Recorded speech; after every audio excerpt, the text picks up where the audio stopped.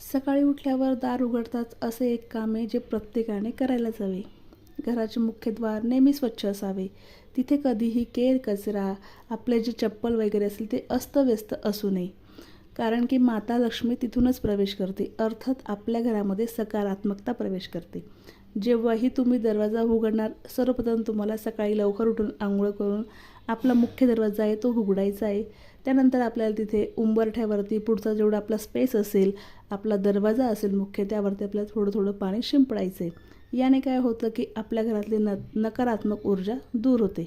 पण लक्षात असू द्या, हे पाणी आपल्याला रात्री एका तांब्याच्या कलशामध्ये थोडंसं हळद मिक्स करून हे पाणी आपल्याला रात्रभर भरून ठेवायचे आणि सकाळी उठल्यानंतर आपल्याला हे पाणी आपल्या दरवाजावरती, उंबरठ्यावरती आणि पुढच्या स्पेसमध्ये आपल्याला शिंपडायचे. असं केल्याने तुमचे सर्व कामं मार्गी लागतील. तुमच्या घरामध्ये नेहमी आनंदी वातावरण राहील. घरातल्या सगळ्यांचे विचार पॉझिटिव्ह राहतील.